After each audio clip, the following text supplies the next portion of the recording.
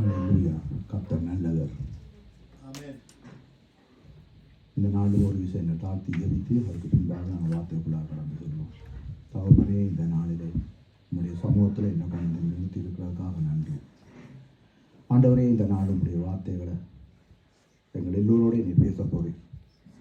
நாங்கள் உங்களுடைய வார்த்தைக்கு எங்களுடைய செவிகளை திறந்து ஆண்டவரே வார்த்தையை உள்வாங்கி நாங்கள் அதன்படி நடக்க எங்களுக்கு ஞானமுள்ள இருதயத்தை தாரும், சுத்த இருதயத்தை தாரும். தேவரே, இந்த நாளிலேயும் இந்த இடத்துல நீங்கள் என் மூலமாக ஆண்டவரை எதை பேச இன்றைய நாளில் நிச்சயம் கொண்டு அதை பேசும் ஆண்டவரே. நான் ஒரு களிமண் ஆண்டவரே, நீங்கள் எங்களை என்னை விரைந்து இந்த நாளிலும் இந்த பாத்திரத்தில் இருந்து எப்படிப்பட்ட நீர் விட்டு போகணுன்றதை நீங்கள் ஒருவர் அறிவீர் ஆண்டவரே. இந்த இடத்துல என்னுடைய மாமிசம் இந்த வார்த்தைக்கு விரோதமாக கிரியை செய்யக்கூடாது. ஒரு வார்த்தை கூட நீங்கள் அனுமதிக்காமல் எதுவும் இந்த இடத்துல வந்துடக்கூடாது ஆண்டவரே. எல்லாமே உங்களுடைய கரங்களை ஒப்புத்தருக்கிறேன். இந்த வார்த்தை வழி ஆசீர்வதியும், வந்திருக்கிற பிள்ளைகள் ஒவ்வொருவரையும் ஆசீர்வதியும். இயேசு கிறிஸ்துவ நாமத்தில் ஜெபிக்கிறேன் பிதாவே. ஹல்லேலூயா. ஆமென், ஆமென், ஆமென். நல்ல ஒரு ஆராதனையை கர்த்தர் எங்களுக்கு நடத்தி தந்தார். இந்த முதல் பாட்டு, புது பாட்டு, மற்ற பாட்டு எல்லாமே எனக்கு ஒரு பிரசங்கமாக இருந்தது. நான் அந்த மகனக முகத்துக்காக துதிக்காமல் சொல்லவில்லை, உண்மையாகவே எனக்கு பிரசங்கமாக இருந்தது. அப்படி ஒரு நாங்கள் அநேகம் பாடுற பாட்டு தான். ஆனால் இன்றைய நாள் என்னுடைய சூழ்நிலைக்கு அந்த பாட்டு என்னுடைய இதயத்தில் நிறைவாக என்னை ஆண்டவர் ஆசீர்வதித்த அவருடைய பிரசனத்தை, அவருடைய வெள்ளமே அந்த ஒரு சொற்கள் மூலமாக நான் அறியக்கூடிய அளவுக்கு இருந்தது. கர்த்தராமே அந்த மகனை ஆசீர்வதிக்க வேண்டுமாக. ஏனென்று சொன்னால் அதில் ஒரு பாட்டு இருக்கிறது, நீர் என்னை தேடி வராதிருந்தால் நான் அன்றைக்கு மறித்திருப்பேன் என்ற ஒரு பாடு. அந்த பாட்டை யார் அழிவுன்னு உங்களுக்கு தெரியுமோ தெரியாது. அப்படியே அந்த பாட்டு உருவாகினது உங்களுக்கு தெரியுமோ தெரியாது. நான் ஒரு சாட்சி கேட்டினேன். அந்த யூடியூப்பில் அவர் பாடுற எனக்கு அந்த நடுவரில் அந்த உயர்ந்தாள் அந்த வெள்ளோடு போட அவர்கிட்ட பேர் எனக்கு தெரியாது. என்ன பேர் ஜாகுப்புறாரு? இந்த நீர் என்னை தேடி வந்தால் அந்த பாட்டு இந்தியாவில் பாடுறார். ரைட். அவர் பாடையில் அந்த பாட்டு அவருடைய பாட்டும் இல்லை, அவர் எழுதவும் இல்லை, பாடவும் இல்லை. இந்த பாட்டு எழுதி நாள் வந்து ஒரு பைத்தியமாக இருந்தாள். ஒரு பைத்தியக்காரன் ரோட்டில் பிச்சை எடுத்துக்கொண்டு தலையெல்லாம் கட்டி அப்படி சொரிஞ்சி கிழிஞ்ச உடுப்போரோட இப்படி ஒரு நாரின் ஒரு மனுஷனை தான் தேவன் ஒரு சபையில் கொண்டு போய் அப்படியா அந்த மனுஷனை தேவன் மீட்டு கொண்டு அப்படியா அந்த பெரிய ஊழியக்காரனாக கத்தர் எடுத்து பயன்படுத்துகிறேன்.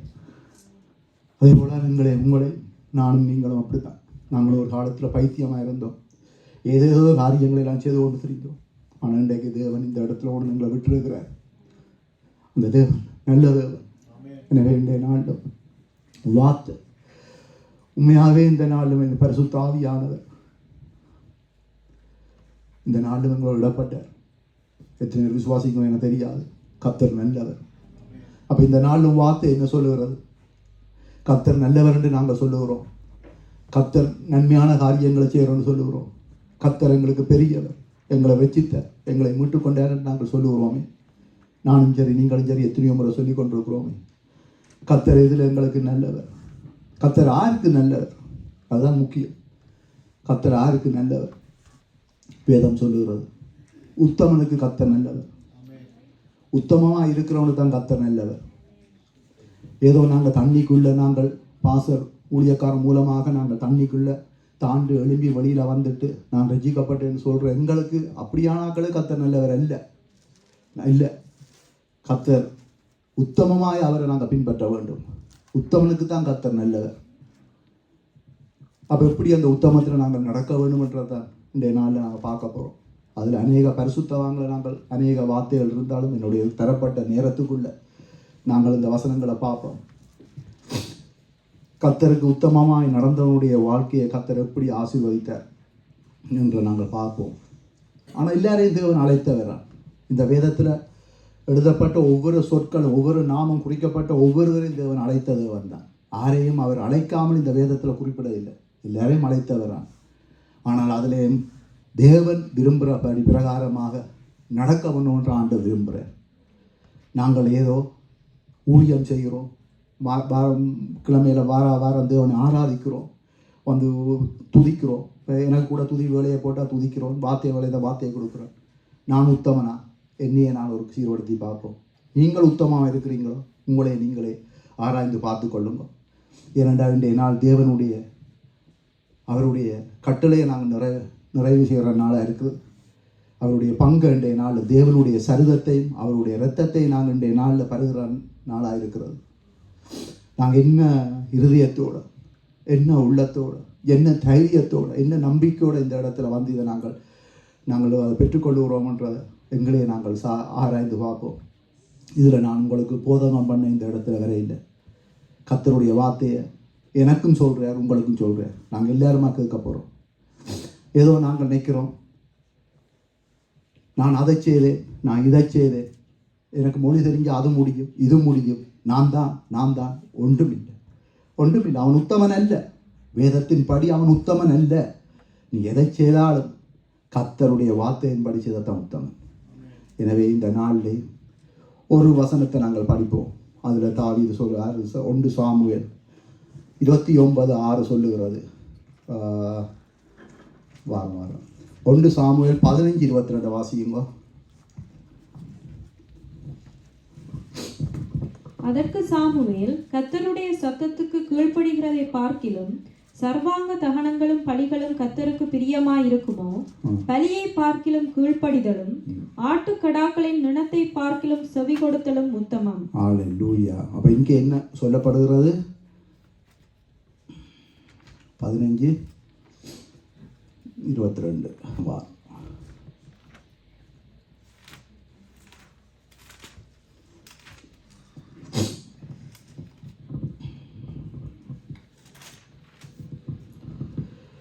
அதற்கு சாமுவேல், அதான் முதல் வசனம் சொல்லுகிறது, ஜனங்களோ உம்முடைய தேவனாகிய கர்த்தருக்கு கீழ்காலிலே பலியிடுகிறதற்காக கொள்ளையிலே சாபத்தீடாகும் ஆடு மாடுகளில் பிரதானவைகளை பிடித்து கொண்டு வந்தார்கள் என்றான்.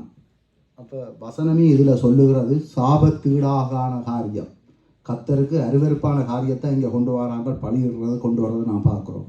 அதற்கு சாமுவேல் கர்த்தருடைய சத்தத்துக்கு, ஏனென்று சொன்னால் சவுல் ராஜா என்ன செய்கிறாரு, சாமுவேல் வர வேண்டிய நேரத்தை வந்து செய்ய வேண்டிய காரியத்தில் அங்கே அவசரப்பட்டார் என்று பார்க்குறோம். அதன் நிமித்தமாக அங்கே சாமுவேல் சொல்கிறார் என்று சொன்னால் அதற்கு கர்த்தருடைய சத்தத்துக்கு கீழ்ப்பணிகிறதை பார்க்க வேண்டாம்.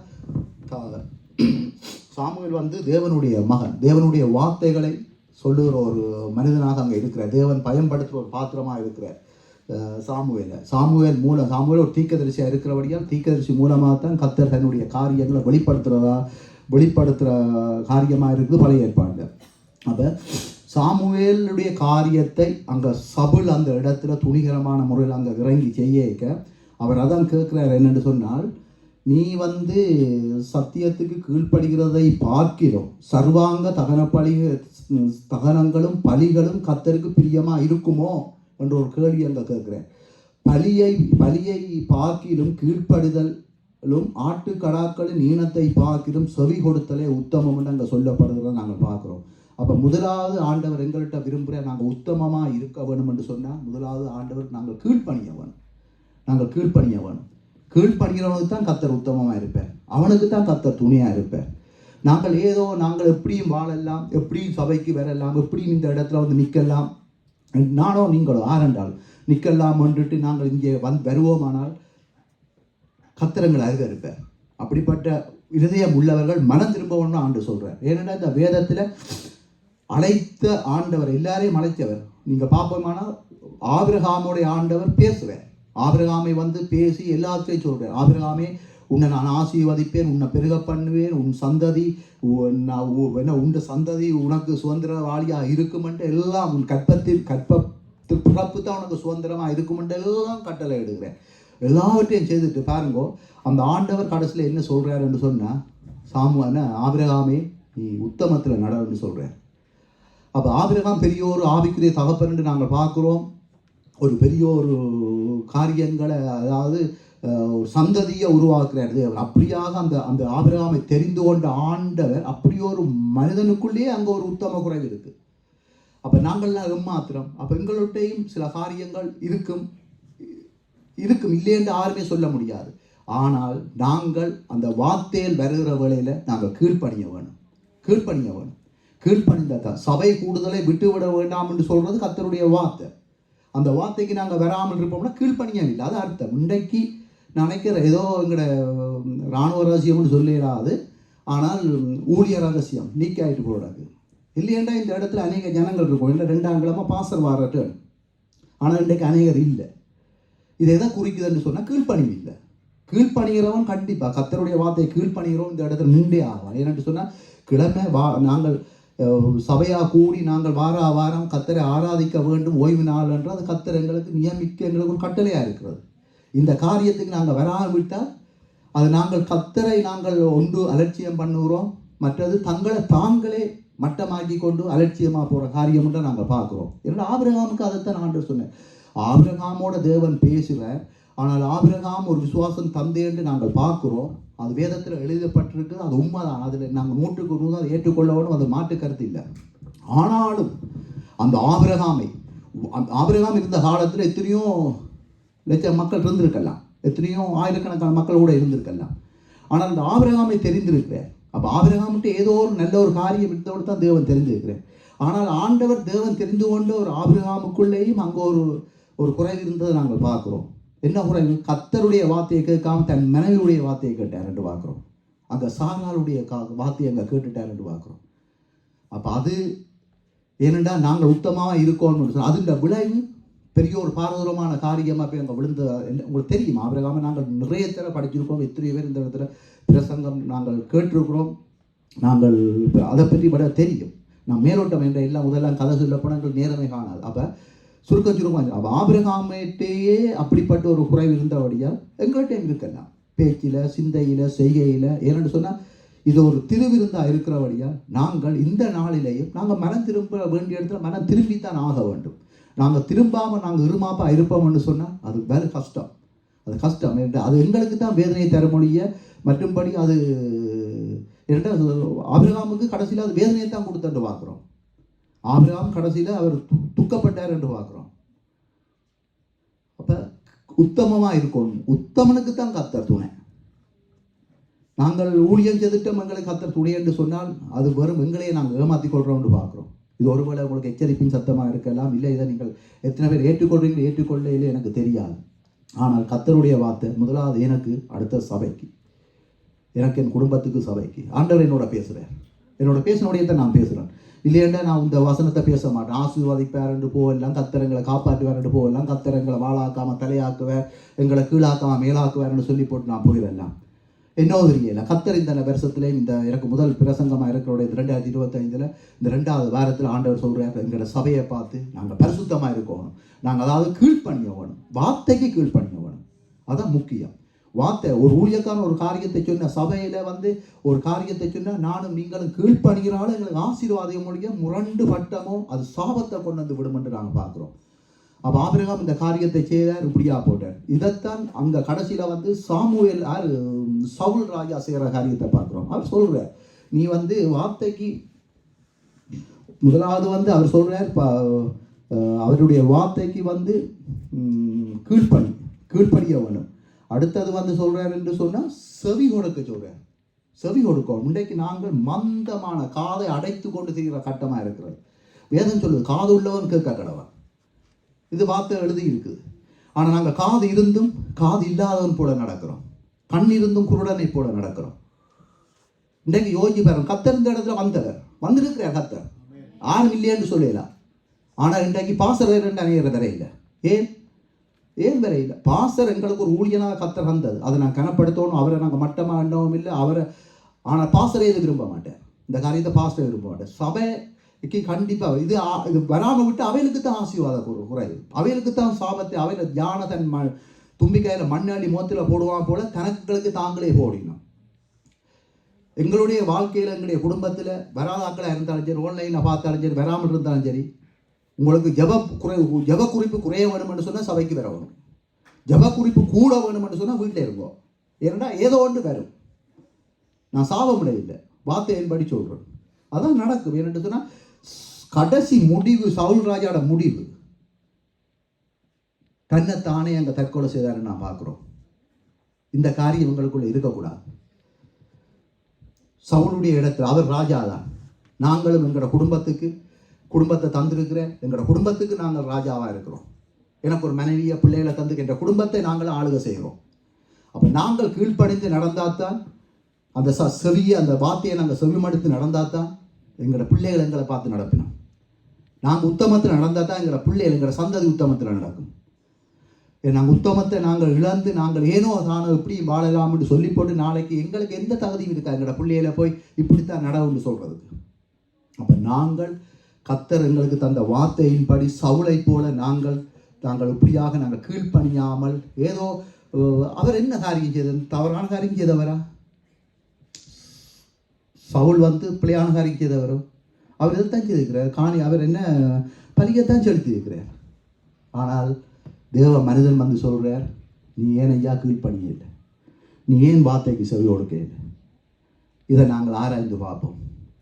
ஏதோ வாரம் வருகிறோம், ஏதோ ஒவ்வொருவருடைய முகத்தை பார்க்குறோம், நாங்கள் ஏதோ போகிறோம். எல்லாவற்றையும் ஆண்டவர் பார்க்குறார், கர்த்தர் பார்க்குறார். கர்த்தர் பார்க்குறார் என்னையும் உங்களையும். எங்களை அழைத்த தேவன் பார்க்குறார். நாங்கள் அவரை துக்கப்படுத்த விடக்கூடாது. நாங்கள் எப்போது நாங்கள் அவரை சந்தோஷமாக படுத்து வைத்திருந்தோம்னா அவர் எங்களை சந்தோஷமாக வச்சிருப்பேன். ஜோபு சொல்கிறார். ஜோபு என்ன சொல்கிறார் இதில்? இன்றைக்கு நாங்கள் எங்களையும் நாங்கள் பெரிய உத்தமனாக காட்டி கொண்டு போகிறோம். நான் செய்கிற சரிதானே, நான் உத்தமன் தானே, எங்களில் என்ன சபைக்கு எப்படி வாரது போகிறோன்னு தெரியாமல் வர்றாங்க. சபைக்கு எப்படி வரணும், எப்படி போகிறோம், ஒரு பயபக்தி, ஒரு பயம் இல்லை. இன்றைக்கு நாங்கள் ஒரு மினிஸ்டர்கிட்ட போகிறது, ஒரு லோயர்கிட்ட போகிறது, ஒரு டாக்டர்கிட்ட போனால் கையை கட்டுகிறோம், அப்படி சுருண்டு வளர்ந்து மினிரன்றோம், ஐயான்றோம், ஏதோ எல்லாம் கதைக்கிறோம். எத்தனை முறை சோரி அஸ்து புளி பண்ணி எத்தனை முறை வலிகிறோம். ஆனால் தேவ சமூகத்தில் இருமாப்பு, கிறுக்கு பிடித்த குணம், பைத்தியக்கார போல நாங்கள் நடக்கிறோம். சபையில் பயம் இல்லை.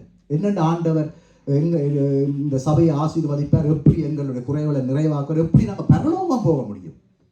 இங்கே ஆசீர்வதிக்கிற ஆசீர்வாதத்தை பற்றி எனக்கு பிரச்சனை இல்லை. அது கர்த்தர் நல்லவனுக்கு ஆண்டவர் அறியாதவனை கூட ஆசீர்வாதம். எங்களை விட அவங்க நல்ல பெரிய வீட்டில் இருக்கிறாங்க, சொந்த வீட்டில் இருக்கிறாங்க. எங்களுக்கு தேவை பரலோகம் போகணும்னா நாங்கள் உத்தமமாக இருக்கணும். நாங்கள் அதை கையை விட்டோம்னா கட்டசி மட்டும் இருக்கலாம். இன்னொரு நான் இதில் ஆவியான என்னோட பேசுகிற வழியாக நான் பேசிக்கொள்கிறேன். அதாவது நான் இந்த இடத்துல கர்த்தர் என்னோட இடைப்படுறதை நான் 100% நான் விசுவாசிக்கிற விட இந்த இடத்துல நான் சொல்லி கொண்டு போகிறேன். ஜோபு சொல்லுகிறேன், நான் என்ன யோபு 9வது அதிகாரம் 20வது வசனம். நான் என்னை நீதிமானாக்கினாலும் என் வாயை என்னை குற்றவாளியாக்கும். நான் உத்தமன் என்று சொன்னாலும் நான் மாறுபட்டவன் என்று அது சாட்சி கொடுக்கும். ஹல்லேலூயா, ஆமென். யோபு அப்படிப்பட்ட யோபுவோட எங்களை கொண்டு கிட்ட வச்சு பார்க்க முடியுமோ? யோபுவோட நாங்கள் ஒப்படைக்க எத்தனையோ 1000 கிலோமீட்டர் தள்ளி தான் எங்களை வச்சு பார்க்கணும். ஏன்னா அவரை வேதத்தில் வடிவ ஆண்டவர் எழுதியிருக்கிறார். அவன் சன்மார்க்கன், அவன் கர்த்தருக்கு பயந்த மனிதன் என்று சொல்லி அந்த யோபு 1வது அதிகாரத்திலேயே அந்த 1வது வசனத்திலேயே அவருக்கு அப்படியே நல்ல டைட்டில் கொடுத்து கிடக்குது. யோபு எப்படியான மனுஷன்ன்றது. அந்த மனிதன் சொல்கிறார் இப்படியா. நாங்கள் எப்படி சொல்ல முடியும்? எங்களை உத்தமன் என்று, எங்களை நீதிமான் என்று எப்படி சொல்ல முடியும்? எங்களுக்கு கர்த்தர் துணை நிற்பார் என்று எப்படி நாங்கள் சொல்ல முடியும்? யோபு தம்பி கொஞ்சம் குறையும். யோபு தன்னுடைய வாழ்க்கையில் தன்னுடைய பிள்ளைகள் தவறி போயினோம்ன்ற ஒரு ஏதாவது ஒரு கூடி தங்களுடைய காரியங்கள் செய்கிற நேரத்தில் பிள்ளைகள் தவறி போயிடும்ன்ற அதாவது பதட்டப்பட்டு ஒவ்வொரு நிமிஷமும் யோபு கர்த்தருக்கு அங்கே காணிக்கைகளை செலுத்தி அங்கே பாவ நிவாரண பலிகளை செலுத்தி அப்படியாக பிள்ளைகளுக்காக பலிகிற மனிதன் பார்க்குறோம். அப்படி தேவனுக்கு பயந்த ஒரு மனிதன் யோபு, ஒரு சன்மார்க்கன், உத்தமன் என்று சொல்லப்படுறார். அவரே சொல்லுகிறார், நான் என்னை நீதிமான் ஆக்கினாலும் என் வாய் என்னை குற்றவாளியாக்கும். நான் உத்தமன் என்று சொன்னாலும் நான் மாறுபாடானவன் என்று அது சாட்சி கொடுக்குமா? எங்களுடைய இருதயமே எங்களுக்கு சாட்சி கொடுக்கும். உங்களோட இருதயத்தை கொஞ்சம் தட்டி பாருங்க. நாங்கள் என்ன பேசி கொண்டிருக்கிறோம், என்னத்தை நாங்கள் சிந்திக்கிறோம், ஆரை பற்றி நாங்கள் ஜட்ஜ் பண்ணி கொண்டிருக்கிறோம், ஆருடைய குடும்ப வாழ்க்கை துருவி நாங்கள் பார்க்கிறோம். அடுத்தவன் கடந்த கர்த்தர் ஒருவனை ரசித்தா பிறகு நாங்கள் அந்த ஃபைலை க்ளோஸ் பண்ண வேண்டியா? அது கர்த்தர் அவனை மீட்டு கொண்ட அப்புறம் அது கர்த்தருக்கும் அவனுக்கும் உள்ள காரியம். நாங்கள் இன்றைக்கு எத்தனை காரியங்களில் காரியத்தை நாங்கள் துருவி கொண்டு நாங்கள் இதை உத்தமரமாகி நடக்கிறோம். யாரும் இல்லை அந்த பூமியில் உத்தமன் என்று சொல்கிறதுக்கு யாரும் இல்லை. எல்லாரும் பாவிகளாக இருந்து ரசிக்கப்பட்டு கர்த்தருடைய கிருபையினால் மீட்கப்பட்ட நாங்கள். கர்த்தர் எங்களை இந்த நாட்களில் எங்களை மீட்டு கொண்டு வார. நாங்கள் யாரும் இந்த இடத்துல நான் பேசுகிறேன், நான் கூட பெரிய உத்தமன் சொல்கிற அளவுக்கு இல்லை. நான் உங்களோட இடத்துல இருந்து கொண்டு இந்த இடம் தான் வித்தியாசம் ஒழிய நான் உங்களில் ஒருவன் தான். என்னோடைய ஆண்டவர் பேசுகிறேன். நான் உத்தமத்தில் நான் மாற வேண்டும். கத்தர் எனக்கு துணையாக நிற்கிறேன். எங்களுக்குள்ள அநேக அழுக்குகள், அநேக கத்தல் இருக்குது எங்களுக்குள்ள. நாங்கள் மனம் திரும்ப வேண்டும். நாங்கள் உத்தமத்தில் நடக்க வேண்டும். அவர் உத்தமத்தில் நாங்கள் நடந்தால் தான் கத்தர் எங்களுக்கு துணையாக இருப்பார் நாங்கள் பார்க்குறோம். சங்கீதம் 64:4 எடுங்க.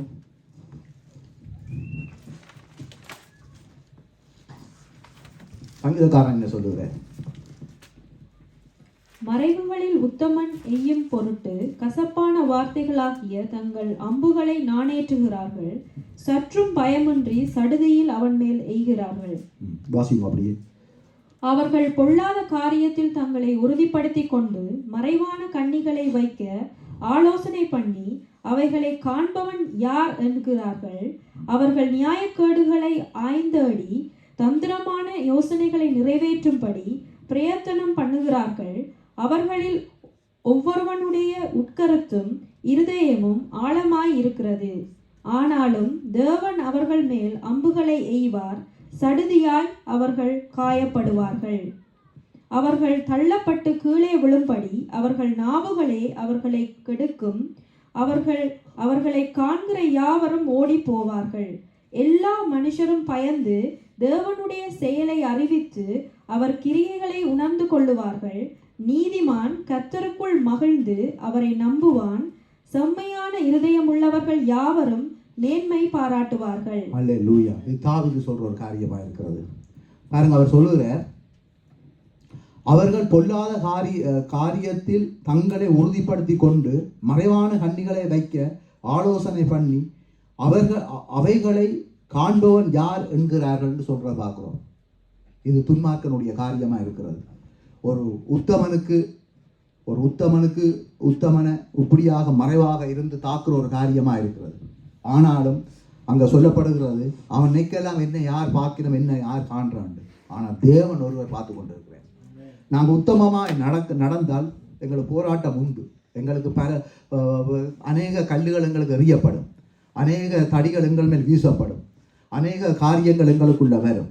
ஆனால் அவர்களுடைய முடிவு இங்கே சொல்லப்படுகிறது, பரிதவிக்கப்பட்டு போயிருந்து பார்க்கிறோம். ஆனால் உத்தமனாக நாங்கள் கர்த்தருக்குள்ள நாங்கள் இருப்போமானால், நாங்கள் கர்த்தருடைய வார்த்தைக்கு கீழ்ப்படிந்து அவருடைய வார்த்தையை நாங்கள் செவி சாய்த்து நாங்கள் நடப்போமானால் நாங்கள் கர்த்தர் எங்களுக்கு துணையாக இருப்பார்னா சொல்லப்படுகிறது. உத்தமனுக்கு கர்த்தர் துணை என்றால் அங்கே அந்த வார்த்தையை ஆராலையே மாற்ற முடியாது. அவர் கேட்கிற ஒன்று தான். நாங்கள் கீழ்ப்பணிந்து நாங்கள் செவி கொடுத்து நாம் உத்தமமாய் நடக்கணும்ன்ற ஆண்டவர் விரும்புகிறார். இதை தாவீது அங்கே அழகாக எழுதியிருக்கிறார். அதாவது 4வது வசனம் சொல்லுகிறது, அவர்கள் பொல்லாத காரியத்தில் தங்களை உறுதிப்படுத்தி கொண்டு மறைவான கண்ணிகளை வைக்க ஆலோசனை பண்ணி அவைகளை காண்பவன் யார் என்கிறார்கள். அவர்கள் நியாயக்கேடுகளை ஆராய்ந்து தேடி தந்திரமான யோசனைகள் நிறைவேறும்படி பிரயத்தனம் பண்ணுகிறார்கள். அவர்களில் ஒவ்வொருவனுடைய உட்கருத்தும் இருதயமும் ஆழமாக இருக்கிறது. ஆனாலும் தேவன் அவர்கள் மேல் அம்புகளை எய்வார். சடுதியில் அவர்கள் காயப்படுவார்கள். ஆனாலும் தேவன் எங்களுக்காக யுத்தம் செய்வார். துன்மார்க்கத்தில் நாங்கள் நடப்போமானால் கர்த்தர் எங்களுக்காக செய்ய மாட்டார். ஏன்னு சொன்னால் அவருடைய வார்த்தை, தேவையான வார்த்தை போய் கொண்டிருக்கிறது. அவர் வாரம் பேசிக்கொண்டிருக்கிறார். நாங்கள் எப்படி நடக்க வேண்டும் என்று பார்த்து கொண்டிருக்கிறேன். என்கிற வழிகள் சரியாக இருக்கணும். நாங்கள் துன்மார்க்கத்தில் நாங்கள் நடக்கக்கூடாது. நாங்கள் உத்தமத்தில் நடப்போமானால் கர்த்தர் எங்களுக்கு துணையாக இருந்து அவர்கள் சடுதியில் அவர்கள் அழிந்து போகக்கூடிய அளவுக்கு கர்த்தர் எங்களுக்காக பெரிய காரியங்களை செய்வார்னு நாங்கள் பார்க்குறோம். இதில் இன்னொரு வசனம் சொல்லப்படுறது, அதான் சொல்றேனே, நீதிமொழிகள் 12:9 என்ன சொல்லுகிறான்டா, ஆகாரம் இல்லவனா இருந்தும் தன்னைத்தான் கனம் பண்ணி கொள்ளுகிறவனை பார்க்கிலும் கனமற்றவனா இருந்து பணிவிடைக்காரன் உள்ளவன் உத்தமன் என்று அங்கே சொல்லப்படுகிறது. நாங்கள் பெரிய வசதியாக இருந்து, பெரிய காசுக்காரனாக இருந்து, பெரிய செல்வந்தனாக இருந்து நாங்கள் எங்களை மினுக்கி காட்டிக்கொண்டு நாங்கள் ஆண்டவரே உத்தமம் இல்லாமல் நாங்கள் ஒரு கர்த்தருக்கு பிரியம் இல்லாமல் நடக்கிறத விட, அப்படி ஒரு வாழ்க்கையை விட ஒன்றும் இல்லாமல் தரித்திரனாக இருந்து ஒரு பணிவிடைக்காரனாக இருந்து ஒரு வேலைக்காரனாக இருந்தால் அது கர்த்தருடைய பார்வையில் உத்தமம் என்று சொல்லப்படுகிறது. அப்படித்தானே சொல்லப்படுது அங்கே 12:9. அதாவது ஆகாரம் இல்லவனாக இருந்தும் தன்னைத்தான் உணவில்லாமல் இருக்கலாம், கஷ்டப்படலாம், வறுமையாக இருக்கலாம், கனம் பண்ணி கொள்ளுகிறவனை பார்க்கிலும் கனமற்றவனாக இருந்து பணிவிடைக்காரன் உள்ளவன் உத்தமன் என்று சொல்லப்படுகிறது. அப்போ உத்தமனாக இருக்கிறதுக்கு இதில் என்ன சொல்லப்படுதுன்னு சொன்னால், எங்களுக்கு பெரிய தகுதியெல்லாம் வேணுமென்று இல்லை. நாங்கள் பணக்காரனாக இருந்தால் தான் உத்தமன் என்று கர்த்தரங்களை சொல்ல மாட்டேன்.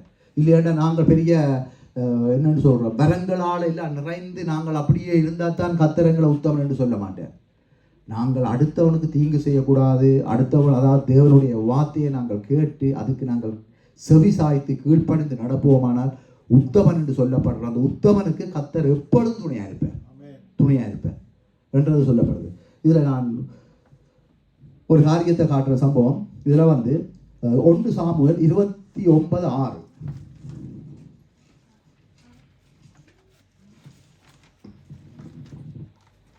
அப்பொழுது ஆகீஸ் தாவீதை அழைத்து, நீ உத்தமன் என்றும் நீ பாளையத்தில் என்னோடே போக்கும் வரத்துமாய் இருக்கிறது என் பார்வைக்கு நல்லது என்றும் கர்த்தருடைய ஜீவனை கொண்டு சொல்லுகிறேன். நீ என்னிடத்தில் வந்து சேர்ந்த நாள் முதல் இன்றைய வரைக்கும் நான் உன்னில் ஒரு பொல்லாப்பும் காணவில்லை. ஆகிலும் பிரபுக்களின் பார்வைக்கு நீ பிரியமானவன் அல்ல. இதில் சொல்லப்படுகிறது பாருங்க. அப்போ தாவீதை பற்றி என்ன சொல்றாருண்டா, அப்பொழுது ஆகீஸ் தாவீதை அழைத்து, நீ உத்தமன் என்றும் நீ பாளையத்தில் என்னோடே போக்கும் வரத்துமா இருக்கிறது என் பார்வைக்கு நல்லது என்று கர்த்தருடைய ஜீவனை கொண்டு சொல்லுவேன். அவர் என்னத்தை பார்க்கிறார் தாவீதுட்டே என்ற அந்த இடத்துல தாவீதுடைய நடத்தையை பார்க்கிறார், தாவீதுடைய போக்கையும் வரத்தையும் அவருடைய செய்கைகளையும் பேச்சுக்களையும் பார்க்கிறார். அதை வச்சு அவன் சொல்கிறான், கர்த்தருடைய நாமத்தை கொண்டு சொல்கிறான், நீ உத்தமன். எங்களை யாரும் சொல்ல முடியுமோ? தாவீது தன்னை உத்தமன் என்று சொல்லலாங்க. ஆனால் இன்னொருத்தர் சொல்லக்கூடிய அளவுக்கு தாவீதுடைய வாழ்க்கை மாறினதை பார்க்குறோம். தாவீது அப்படியாக உத்தமனாக நடந்தார் என்று பார்க்குறோம். கர்த்தருக்கு ஒரு பயந்த மனிதன்.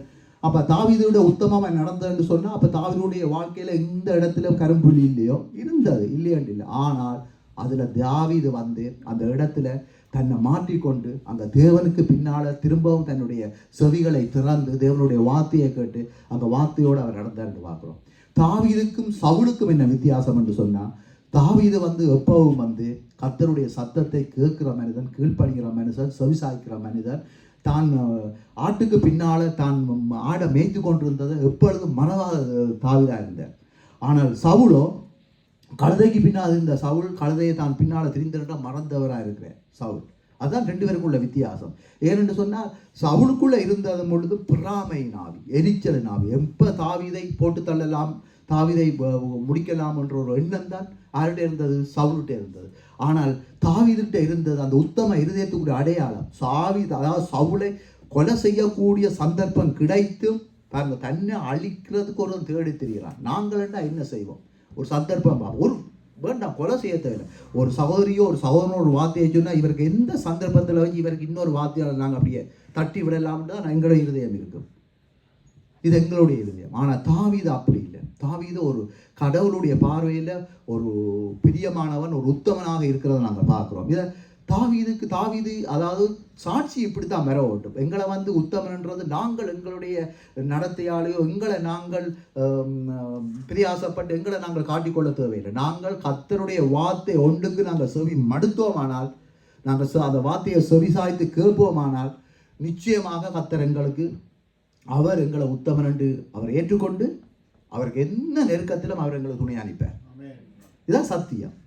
இதை விட்டு போட்டு நாங்கள் அதான் சொன்னேன், நம்ம தான் சொன்ன எங்களோட ஜெபம் குறைய வேண்டும் என்று சொன்னால் நாங்கள் உத்தமமாக இருக்கணும். சரியா? அதான் சொன்னேன், எங்களுடைய சிந்தனை எங்களோட அழகாக இருந்தால் எங்களோட வாழ்க்கை அழகாக இருக்கும். எங்களோட சிந்தனை பிழையாக இருந்தால் வாழ்க்கை பிழையாக போகும்.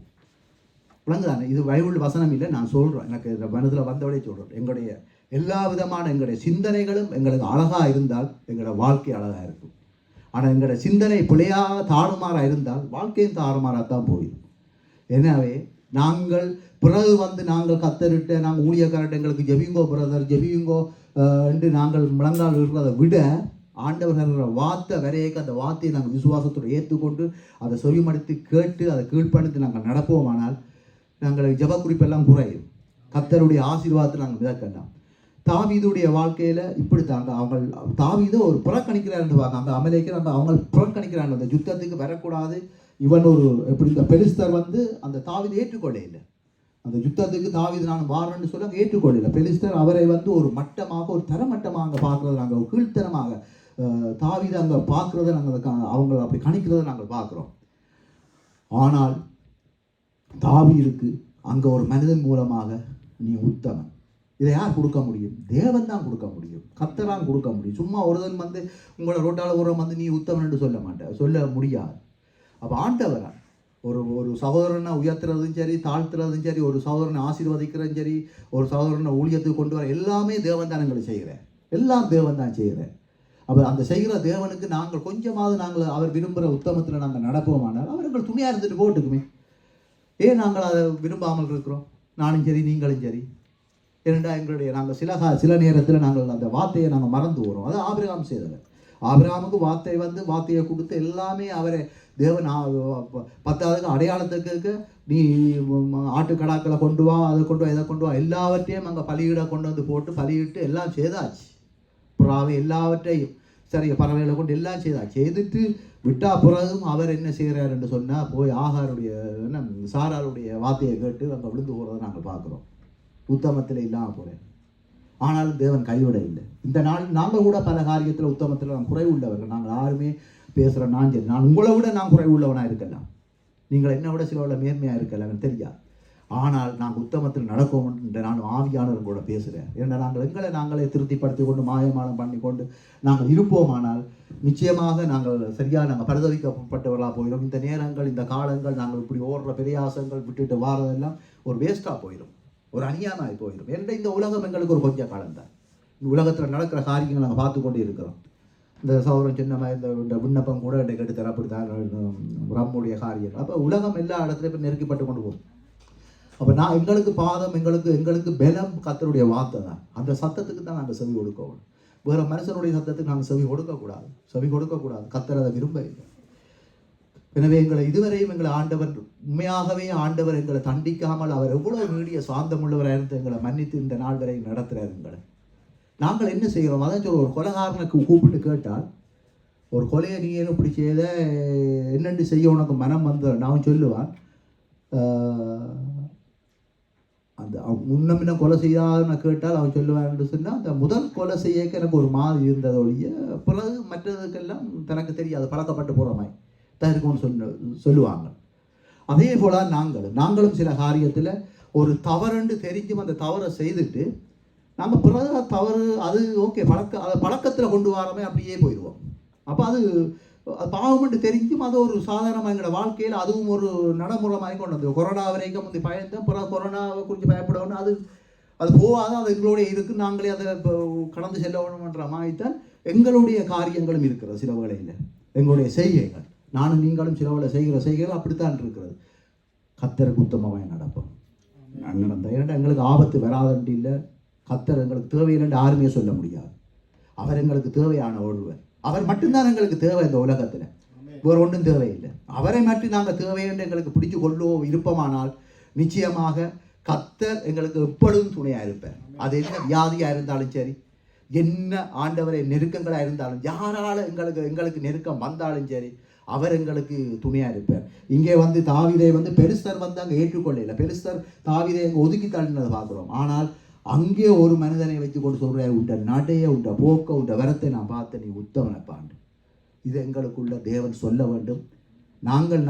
நாங்களே சொல்லிக்கொள்ளாத வண்ணமாக, அடுத்தவர்கள் எங்களை சொல்ல வேண்டும் என்று எதிர்பார்க்காத வண்ணமாக நாங்கள் கர்த்தருடைய வார்த்தைக்கு கீழ்ப்பணிந்து நடப்போமானால் கர்த்தர் எங்கள் உத்தமத்தில் நடப்பார். நாங்கள் உத்தமத்தில் நடந்த கர்த்தர் எங்கள் துணையாக இருப்பாரை நாங்கள் பார்க்குறோம். அடுத்த இன்னொரு காரியம் இருக்கிறத பார்ப்போம்னா,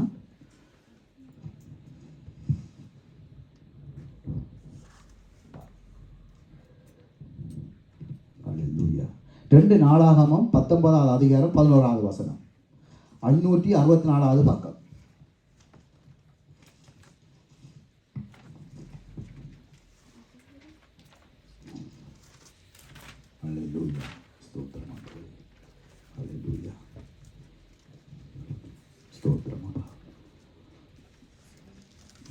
19வது அதிகாரம் 11வது வசனம்.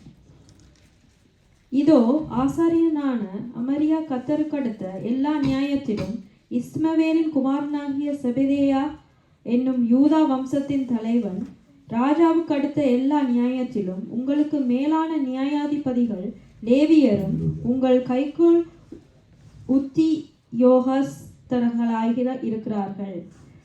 நீங்கள் திடமனதாயிருந்து காரியங்களை நடத்துங்கள், உத்தமனுக்கு கர்த்தர் துணை என்றார். ஹல்லேலூயா. ஆமென் ஆமென் ஆமென் ஆமென். ஹல்லேலூயா. இதுல 19வது வசனத்துல முதலாவது வசனம் சொல்லும், யூதாவின் ராஜாவாகிய யோசபாத் எருசலேமில் உள்ள தன் வீட்டுக்கு சமாதானத்தோடே திரும்பி வந்தான். அப்பொழுது அனனியின் குமாரனாகிய யெகூ என்னும் ஞான சிருஷ்டிக்காரன் புறப்பட்டு அவனை சந்தித்து ராஜாவாகிய யோசபாத்தை நோக்கி, துன்மார்க்கனுக்கு துணை நின்று கர்த்தரை பகைக்கிறவர்களை நீர் சிநேகிக்கலாமா? இது நிமித்தம் கர்த்தருடைய கோபம் உண்மையில் வர இருந்தது என்று அங்கே உணர்த்துறதை நாங்கள் பார்க்குறோம். பாருங்க, இந்த ராஜா தேவனுக்கு பிரியமில்லாத காரியத்தில் அந்த காரியம் துன்மார்க்கனுக்கு அங்கே துணை போகிற காரியத்தை செய்கிறான்னு பார்க்குறோம். தேவன் இந்த ராஜா தேவனுடைய மகனாக இருக்கிற இந்த யோசபாத் ராஜா துன்மார்க்கமான காரியத்துக்கு அங்கே உடன்பட்டு போகிறத நாங்கள் பார்க்குறோம். துன்மார்க்கனுக்கு அங்கே துணை நின்று கர்த்தரை பகைக்கிறாருன்னு பார்க்குறோம். இதில் கர்த்தர் அவரை அழிக்க எத்தனைத்தாருன்னு பார்க்குறோம். நாங்கள் எத்தனை முறையப்பா கர்த்தருங்க அழிக்க நினைச்சால் எத்தனை முறை அழிச்சிருப்பேன். நாங்கள் எத்தனை முறை துன்மார்க்கமான வாழ்க்கையில் வாழ்ந்துருக்கிறோம். நாங்கள் இல்லையேண்டு யாருமே சொல்ல முடியாது. எத்தனை முறை நாங்கள் துன்மார்க்கமான வார்த்தைகளை, துன்மார்க்கமான சிந்தனைகளை, துணிகரமான காரியங்களை, ஒரு உலகத்தானுக்கு இருக்கிற கடவுள் பயம், மெய்யான தேவனை அறியாத ஜனங்களுக்கு இருக்கிற பயம், ரட்சிக்கப்பட்டோம்னு சொல்கிற எங்களுக்கு இல்லாமல் இருக்கிற சில வேளையில் நாங்கள் சில வேளையில் துணிகரமான முறையில் துன்மார்க்கத்தில் நாங்கள் போகிறோம். யோசபாத் ராஜாவை தேவன் அழிக்க அவர் உண்மை அழிக்கிறதுக்கு அவர் எத்தனைத்தாருன்னு பார்க்குறோம். ஆனாலும் பிறகு யோசபாத் என்ன செய்கிறார்? தன்னை தானே மாற்றி கொண்டு அந்த அந்த அந்த அந்த மனிதன் சொன்ன கதைக்கு அங்கே ஏதாவது அங்கே முட்டு கொடுக்கவும் இல்லை, நியாயப்படுத்தவும் இல்லை. அதை உள்வாங்கி அங்கே மனம் திரும்பி அவர் தன்னுடைய காரியங்கள் அடுத்த கட்டம் கர்த்தருக்கு பயப்படுங்கோ கர்த்தருடைய காரியத்துக்கு கர்த்தருக்கு ஏற்ற முறையில் அந்த காரியத்தை செய்கிறார் பார்க்குறோம். அதுதான் அங்கே செய்து கொண்டு கடைசியாக சொல்லப்படுகிறது, உத்தமனுக்கு கர்த்தர் துணையாக இருப்பார் என்று. அங்கே அதுக்கப்புறம் யோசபாத்தில் அங்கே அடுத்த வசனங்கள் எல்லாம் யுத்தங்கள் வருது. அவர் அங்கே போய் உபவாசம் இருக்கிறார். அப்புறம் அந்த யுத்தங்கள் எல்லாம் கர்த்தர் அவருக்கு வெற்றியை கொடுக்குறார் என்று பார்க்குறோம். எங்களுடைய வாழ்க்கையிலையும் நாங்கள் துன்மார்க்கமான காரியங்களுக்கு நாங்கள் இடம் கொடுத்து எங்களோட உத்தமத்தை இழந்து போகக்கூடாது. இன்றைய நாளில் நாங்கள் தேவனுடைய பங்கை நாங்கள் இன்றைய நாளும் ஆசிரியர் அதில் நாங்கள் பங்கு கொள்ள வந்திருக்கிறோம். எங்களுடைய இருதயம் தேவனுக்கு நாங்கள் பிரியமாய் உத்தமமாக இருக்க வேண்டும். ஏனென்றால் தேவன் ஒருவரால் எங்களுக்கு துணை நிற்க முடியும், மனுஷனால் நிற்க முடியாது. அது பேரளவில் ரத்தம், சொந்தம், உறவு அதுன்னு சும்மா ஒரு பேருக்கு சொல்லிட்டு போகலாம். ஆனால் கர்த்தர் ஒருவரால் எங்களுக்கு எக்காலத்திலும் எந்த நிலையிலும் எந்த நேரத்திலும் எங்களுக்கு துணை நிற்கிறேன்டா அவர் ஒருவரான். உண்மையாகவே அவர் ஒருவரானப்பா. அவரை விட எங்களுக்கு வேறு யாருமே இல்லை.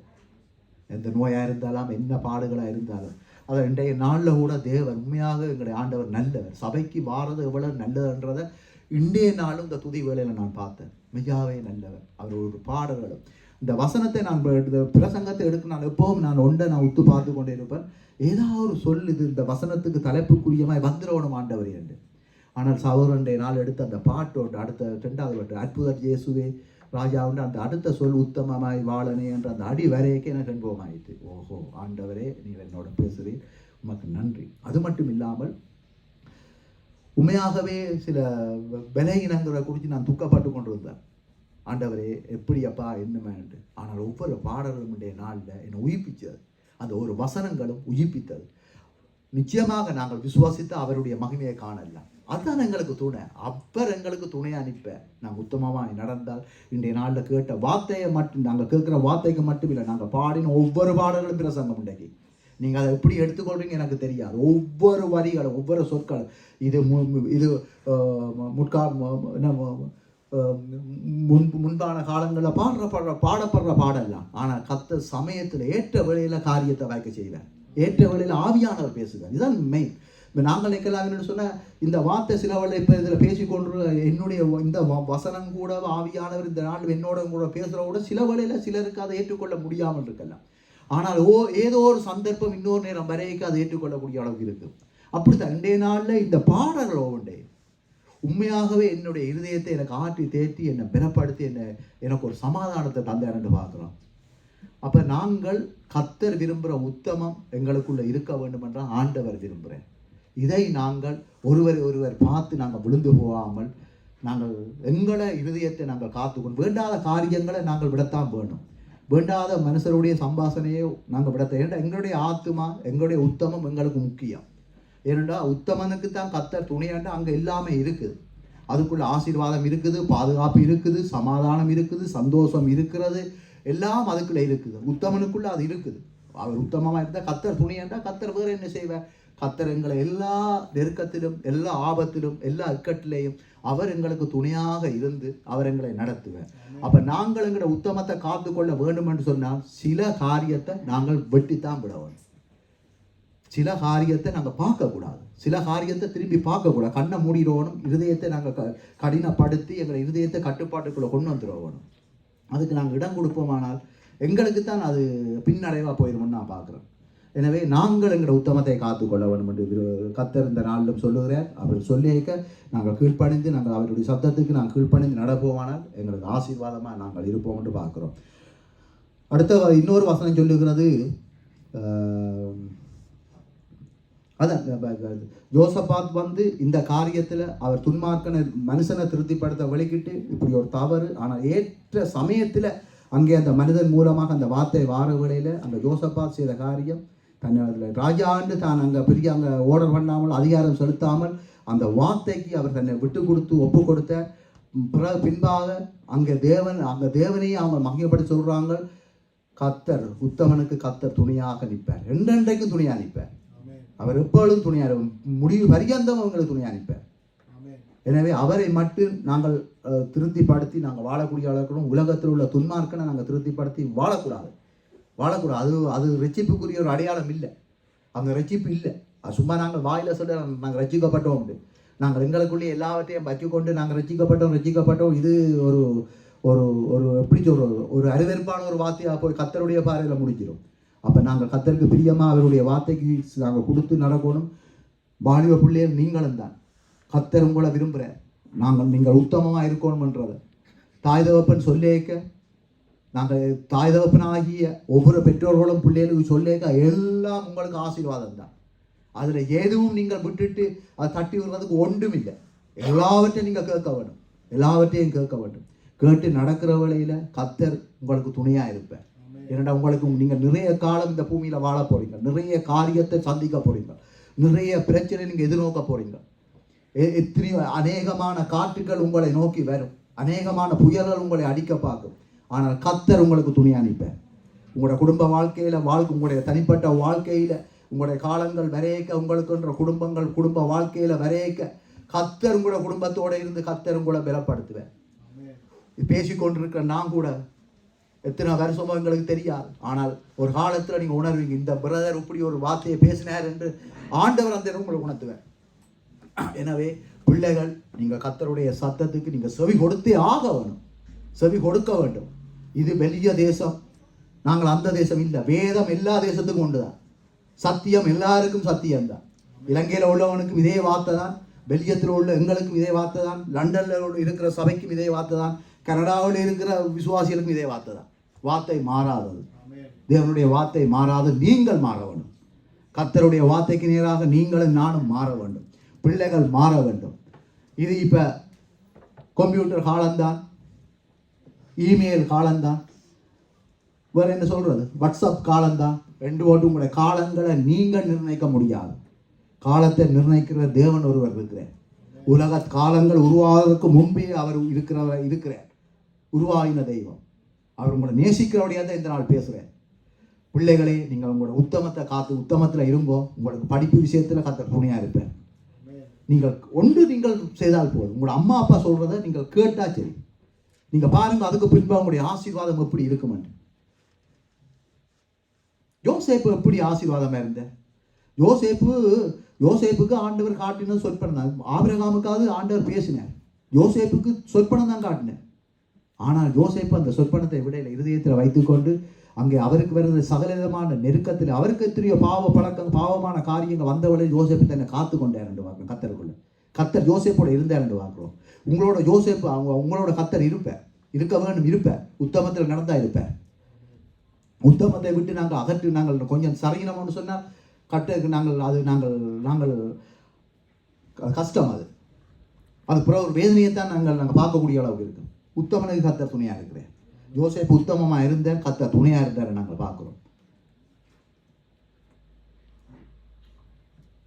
உலகத்தில் உள்ளவனை நாங்கள் பார்க்கக்கூடாது பிள்ளைகளா. உலகத்தில் உள்ளவன் எப்படியும் வாழ்ந்துட்டு போகட்டும். ஏன்னா அவனுக்கு கத்தரை பற்றி தெரியாது. உங்களுக்கு கத்தரை தெரியும், உங்களுக்கு ஆண்டவரை தெரியும்.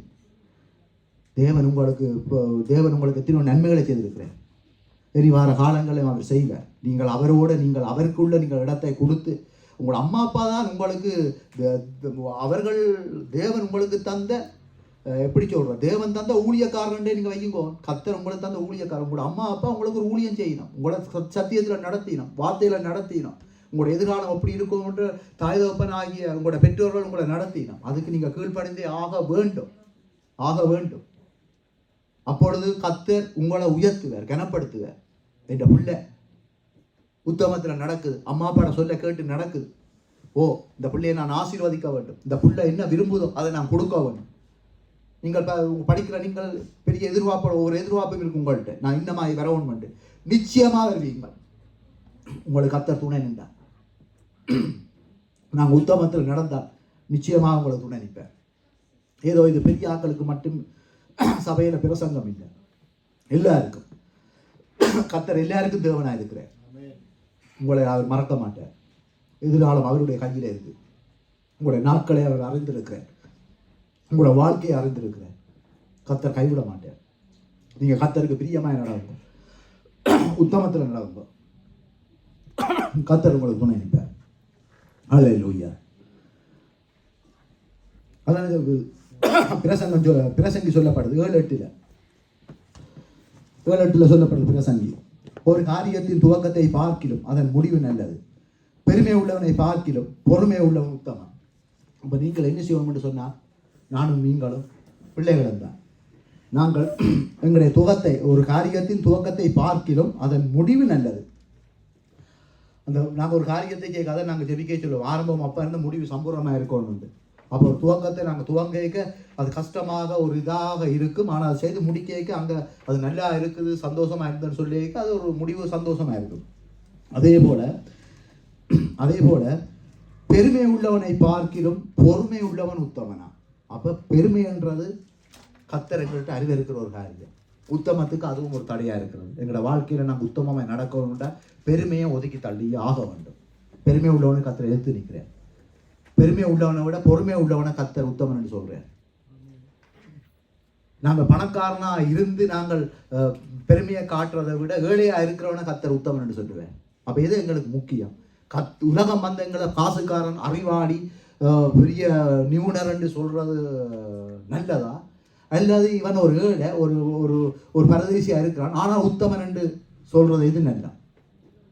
கத்தர் உத்தமன் என்று சொன்னால் அது எங்களை போதும். வேற ஒன்று விட இந்த உலகத்தில் வேற ஒன்று வேண்டாம். இந்த உலகத்தில் உள்ளது எல்லாம் அழியத்தான் போகுது. பேசிக்கொண்டிருக்கிற என்னுடைய இந்த வெடியிறக்கமான சரிதம் கூடவே இந்த மண்ணோட மண்ணா நாரி அழிந்துதான் போகுது. ஆனால் எனக்குள்ள இருக்கிற ஜீவன் கத்தரோட போய் சேரும். விளங்குதானே? ஆனமுறைக்கு நாங்கள் பெருமையா எங்களை நாங்கள் காட்டி வாழ வேண்டும் என்று விரும்புகிறத விட நாங்கள் பொறுமையோடு, ஏன்னா பொறுமையை பொறுத்தால் அரசாளர் பொங்கினால் காடூர வேறன்று ஒரு பழமொழி சொல்லுவார்கள் ஊர்ல. எனவே நாங்கள் பொறுமை எல்லாவற்றையும் சாதிக்கும்னு நாங்கள் பார்க்கிறோம். அப்போ ஆனால் பொறுமையிலே ஒன்று இருக்கின்ற பொறுமை எப்படி நாங்கள் காட்ட வேணும்னு சொன்னால், நாங்கள் என்னத்தை நாங்கள் திங்க் பண்ணுறோம்னா வெளியரங்கமான காரியத்தை வைத்து இவன் பொறுமைசாலியை நாங்கள் பார்க்குறோம். அது இல்லை. எங்களுடைய இருதயத்தில் ஆழத்திலிருந்து எங்களுடைய கிரிகையில் எது வருதோ அதை வச்சு தான் நாங்கள் அளவிட முடியும். நாங்கள் ஏதோ ஒரு ஒரு ஒரு பொடிவில்லரோ ஒரு பெரிய ஒரு ராட்சதனான ஆளை பார்த்து நாங்கள் நினைப்போம்டா இவனுக்குள்ள பெருமை இருக்குன்னு வெளிப்புறத்தை பார்ப்போம். வெளிப்புறத்தை ஆனால் சாதாரணமாக ஒரு மனிதன் சோர்ந்து ஒரு ஒரு அப்படியாக ஒரு சாது மாதிரி அவர் காட்டி கொண்டால் இவன் நல்ல ஒரு பொறுமையான ஆள், ஒரு நல்ல ஒரு உத்தமன் என்று நாங்கள் அப்படி தான் பார்ப்போம். ஆனால் தேவன் அதான் வேதம் சொல்லுது, மனுஷன் முகத்தை பார்ப்பான், தேவன் இருதயத்தை பார்க்கிறவர். அப்போ எங்களுடைய பொறுமை எங்கே இருக்கணும்னு சொன்னால், கர்த்தருடைய வார்த்தைகளை கேட்டு நாங்கள் பொறுமையில் நாங்கள் கீழ்ப்பணிந்து நடப்போமானால் கர்த்தர் எங்களுக்கு சாட்சி கொடுப்பார், இவன் ஒரு உத்தமன் என்று. தேவன் கொண்டு வந்து அங்கே அவர் உங்களை உத்தமத்தில் நடத்தி அவர் தனக்கு துணையாக நின்றுவேன், எங்களுக்கு அவர் துணையாக நின்றுவேன். எனவே அதுதான் சொல்லப்படுது. நாங்கள் வந்து பெருமையை காட்டுறதை விட நாங்கள் பொறுமை முக்கியம். நாங்கள் சபையிலேயோ வீட்டிலேயோ பொறுமை முக்கியம். நாங்கள் வாய் தடுமாறி தேவையில்லாத வார்த்தைகளை பேசி நாங்கள் பொறுமை இழந்தோம் என்று சொன்னால் நாங்கள் அந்த உத்தமத்தை இழந்து போயிடுவோம் பார்க்குறோம். ஏன்னா 4 பேர் எங்களை பார்க்க வேண்டும், 4 பேர் பார்த்து என்ன, ஓ இவன் இந்த பிரதர் இப்படி, இந்த சிஸ்டர் இப்படி என்றால் ஒரு சிலருக்கு அது ஒரு திருப்தி, அது ஒரு பெரிய ஒரு ஆசீர்வாதமாக நினைக்கணும். இல்லை அது இல்லை. ஒவ்வொருக்கும் கொடுக்கப்பட்ட ஒவ்வொரு பகுதியில் அவரவர் தந்த காரியத்தை செய்யக்க அந்த வார்த்தையின்படி அவை செய்யக்க நாங்கள் அதில் மற்றவர்களுக்கு டிஸ்டர்ப் இல்லாமல் இடையூறு இல்லாமல் நாங்கள் அவரோட ஒத்து போய் நாங்கள் பொறுமையோடு இருக்க அது எங்களுக்கு ஒரு உத்தமமாக இருக்கும். அதை விட அடுத்தவனுக்கு நாங்கள் துன்பத்தை கொடுக்காமல் இருந்து நாங்கள் பொறுமையோடு இருந்தால் அவனை பார்த்து கர்த்தர் சொல்லுவார், நீ உத்தமன் என்று சொல்லுவார். சும்மா நாங்கள் வந்து தேவையில்லாத முறையில் வந்து தேவையில்லாத இதுக்குள்ள ஓட்டி நாங்கள் குழப்பிக்கொண்டு நாங்கள் இருப்போமானால் எங்களை காட்டிக்கொள்ள வேண்டும் என்று நாங்கள் பெருமையில் நாங்கள் ஒரு காரியம் செய்ய கூடுவோமானால் கர்த்தருடைய பார்வையில் அவர் அறிவேற்பான ஒரு ஆள் தான், அவர் துன்மார்க்கம் தான், அதில் எந்த இதுவும் இல்லை. ஆனால் நாங்கள் பொறுமையோடு இருக்கணும், இருக்கிற வேளையில் கர்த்தர் எங்களை ஏற்ற வேளையில் அவர் எங்களுக்கு துணை நின்று அவர் உயர்த்த அவர் போதுமான தேவனாக இருக்கிறேன் என்று நாங்கள் பார்க்குறோம். உத்தமமாய் நடந்து நீதியை நடப்பித்து தரட்சியாய் சத்தியத்தை பேசுகிறவனையே நாங்கள் சொல்லப்படுறதை நாங்கள் பார்க்குறோம்.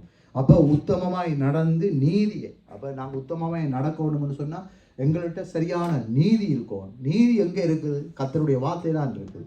மனுஷன்கிட்ட இருந்து நீதி வராது. எப்பொழுது மனுஷன்கிட்ட இருந்து சுயநலம் தான் வரும். கர்த்தருடைய வார்த்தை தான் ஒவ்வொரு நாளும் எங்களுக்கு நீதியை பிறப்பிக்குது. இந்த வார்த்தையை நாங்கள் ஏற்றுக்கொண்டு இந்த வார்த்தை ஆண்டவர் என்ன சொல்லுகிறார் என்று கேட்டு அதை நாங்கள் உள்வாங்கி எங்களை இருதயத்துக்குள்ளே வைத்து நாங்கள் அப்படியே நடப்போமானால், கர்த்தருடைய சத்தியத்தில் நாங்கள் நடப்போமானால் அங்கே எங்களுக்குள்ள நீதி புறப்படும் என்று பார்க்குறோம். உண்மையாக அதாவது வந்து கர்த்தருடைய வார்த்தையில் நிரம்புற மனிதனுக்குள்ள எந்த துன்மார்க்கமும் பெறா. கர்த்தருடைய வார்த்தையில் நாங்கள் கீழ்ப்பணிந்து நடப்போமானால் நாங்கள் எப்பொழுதும் உத்தமத்தில் நடப்போம். சரிதானே? ஆனமுறைக்கு நாங்கள் இந்த நாட்களில் நானும் நீங்களும் என்னுடைய குடும்பம், என்னுடைய அன்பான குடும்பங்கள், சகோதரன் நாங்கள் எல்லாரும், ஏனென்றால் நாங்கள் இந்த சபையில் கர்த்தர் எங்களை ஏதோ ஒரு எத்தனையோ கோடி ஜனங்கள் வழியில் இருக்க எங்களை கொண்டு வந்திருக்கிறார் இந்த இடத்துல. அப்போ நாங்கள் தயவு செய்து இந்த இடத்துல ஏதாவது நான் உங்கள் தவறாது ஏதாவது நீங்கள் என்னை சிந்திப்பீங்க வேண்டாம், தயவு செய்து உங்களை நோடித்திருக்க வேண்டாம், என்னை மன்னிக்க வேண்டும். கர்த்தருடைய வார்த்தையத்தை நான் இந்த இடத்துல பேசியிருக்கிறேன். தேவன் நிச்சயமாகவே எங்களுக்கு துணை நிற்பார். நாங்கள் எங்களை என்ன பார்க்காதீங்கோ, கர்த்தருடைய வார்த்தையை பாருங்கோ. வார்த்தை எங்களுக்கு நல்ல காரியங்களை செய்யும், எங்களை உயிர்ப்பிக்கிறது அவருடைய வார்த்தை என்று பார்க்குறோம்.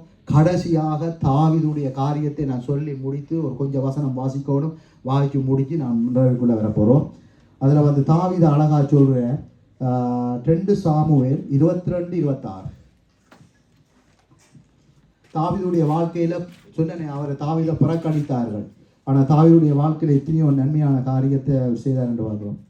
தயவுள்ளவனுக்கு நீர் தயவுள்ளவராகவும், உத்தமனுக்கு நீர் உத்தமராகவும், புனிதருக்கு நீர் புனிதராகவும், மாறுபாடுள்ளவனுக்கு நீர் மாறுபாடு உள்ளவராகவும் தோன்றுவீர். சிறுமைப்பட்ட ஜனத்தை ரட்சிப்பீர், மேட்டிமையானவர்களை தாழ்த்த உம்முடைய கண்கள் அவர்களுக்கு விரோதமாய் திருப்பப்பட்டிருக்கிறது. கர்த்தராகிய தேவரீர் என் விளக்காய் இருக்கிறீர், கர்த்தர் என் இருளை வெளிச்சமாக்குகிறவர். ஒரு நிமிஷம் போடுங்க. இதில் கடைசியாக வந்து நீங்கள் 1 சாமுவேல் 29:6 வாங்கினாங்களோ, 1 சாமுவேல் 29:6 381 பக்கம்.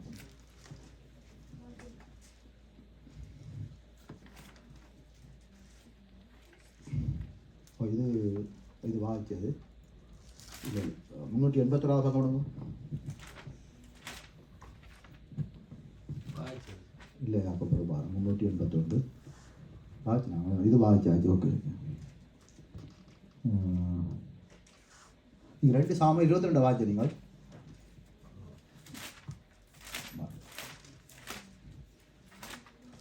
இங்கே 2 சாமுவேல் 22வது அதிகாரம். நீங்கள் வாசிக்க வேண்டியது 26 வாசிங்க. தயவுள்ளவனுக்கு நீர் தயவுள்ளவராகவும் உத்தமனுக்கு நீர் உத்தமராகவும் புனிதனுக்கு நீர் புனிதராகவும் மாறுபாடுள்ளவனுக்கு நீர் மாறுபடுகிறவராகவும் தோன்றுவீர். சிறுமைப்பட்ட ஜனத்தை இரட்சிப்பீர். மேட்டிமையானவர்களை தாழ்த்த உம்முடைய கண்கள் அவர்களுக்கு விரோதமாய் திருப்பப்பட்டிருக்கிறது. கர்த்தராகிய தேவரீர் என் விளக்காய் இருக்கிறீர். கர்த்தர் என் இருளை வெளிச்சமாக்குகிறவர். உம்மாலே நான் ஒரு சேனைக்குள் பாய்ந்து போவேன். என் தேவனாலே ஒரு மதிலை தாண்டுவேன். தேவனுடைய வழி உத்தமமானது. கர்த்தருடைய வசனம் புடமிடப்பட்டது. தம்மை நம்புகிற அனைவருக்கும் அவர் கேடகமாய் இருக்கிறார். பாருங்க, இதில் அநேக காரியங்கள் இருக்கிறது. தாவீதுடைய வாழ்க்கையில் அவர் பல பாடுகளை பட்டு பல நெருக்கங்களை பட்டு அநேகரால் அங்கே தூற்றப்பட்டு அங்கே ஒரு தாவீதால் துரத்தப்பட்டு இப்படியாக வந்த தாவீது உடைய வாழ்க்கையில் தாவீதை ஆண்டவர் எப்படி அங்கே உயர்த்தி விட்டுருக்கிறார் என்று பார்க்குறோம். துணை நின்றார் என்று பார்க்குறோம். தாவீதுக்கு தேவன் துணை நின்றார். சொல்கிறார், உம்மாலே நான் ஒரு சேனைக்குள் பாய்ந்தேன், ஒரு மதுரையும் தாண்டுவேன் என்று அங்கே சொல்கிறத நாங்கள் பார்க்குறோம்.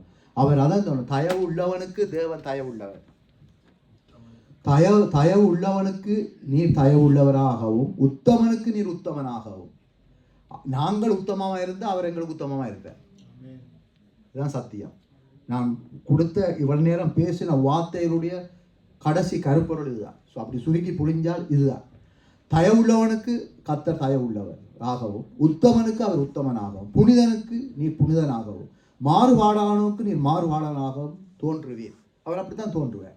அவர் ஏதோ நாங்கள் செய்கிற எல்லாத்தையும் செய்தால் எங்களுக்கு கர்த்தர் எங்களுக்கு ஏற்ற முறையில் கர்த்தர் மாறுவார்ன்றது அது எங்களுடைய அறிவி இல்லாத ஒரு தரம் என்று தான் நாங்கள் சொல்ல வேண்டும். அறிவில் குறைந்த ஆட்கள் தான் நாங்கள் அப்படி சிந்திப்போம். நாங்கள் உத்தமமாக நடந்தால், உத்தமமாக இருந்தால் அவர் எங்களுக்கு உத்தமமாக இருப்பார். நாங்கள் பரிசுத்தமாக இருந்தால் அவர் தன்னுடைய பரிசுத்தம் எங்களுக்கு வெளிப்படுத்துவார். எனவே இந்த நாளும் என்னுடைய நேரம் முடிந்து போனபடியால் இந்த நாளிலும் எல்லாம் எழுந்து நின்று இந்த நாளிலும் நாங்கள் ஜெபிக்க போகிறோம். கர்த்தர் உங்களை ஒவ்வொருவரையும் ஆசீர்வதிப்பாராக. சகோதரன் நடத்துகிறார்.